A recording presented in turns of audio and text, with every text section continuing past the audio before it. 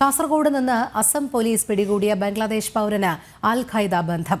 RSS ഹൈന്ദവ നേതാക്കളെ വധിക്കാനും വർഗീയ കലാപം ലക്ഷ്യമിട്ടുമാണ് ഷാബ് ഷെയ്ഖ് എന്ന യുവാവ് എത്തിയതെന്ന് സ്പെഷ്യൽ ടാസ്ക് ഫോഴ്സ് അറിയിച്ചു. കാഞ്ഞങ്ങാട് നിന്നുമാണ് ഷാബ് ഷെയ്ഖ് എന്ന യുവാവിനെ അസം പോലീസിന്റെ സ്പെഷ്യൽ ടാസ്ക് ഫോഴ്സ് കേരള പോലീസിന്റെ സഹായത്തോടെ പിടികൂടിയത്. അൽ ഖ്വയ്ദ അനുബന്ധ സംഘടനയായ അൻസാറുള്ള ബംഗ്ലാ ടീമുമായി ഇയാൾക്ക് ബന്ധമുണ്ടെന്ന് അന്വേഷണത്തിൽ കണ്ടെത്തിയിരുന്നു. അൻസാറുള്ള ബംഗ്ലാ ടീം തലവൻ ജസീമുദ്ദീൻ റഹ്മാനിയുടെ അടുത്ത അനുയായി ഫർഹാൻ ഇസ്രാഖിന്റെ നിർദ്ദേശപ്രകാരമാണ് ഭാരതത്തിലെത്തിയതെന്ന് അസം പോലീസ് കണ്ടെത്തിയിട്ടുണ്ട്. ഇതര സംസ്ഥാന തൊഴിലാളികൾക്കൊപ്പം താമസിച്ച് പെയിന്റിംഗ്, കോൺക്രീറ്റ് ജോലികൾ ചെയ്തു വരികയായിരുന്നു. വർഗീയ സംഘർഷം ഉണ്ടാക്കാനാണ് RSS ഹൈന്ദവ നേതാക്കളെ ലക്ഷ്യമിട്ടിരുന്നത്. ബംഗ്ലാദേശ് തിരിച്ചറിയൽ കാർഡും ഷാബ് ഷെയ്ഖിൽ നിന്ന് പിടിച്ചെടുത്തിട്ടുണ്ട്.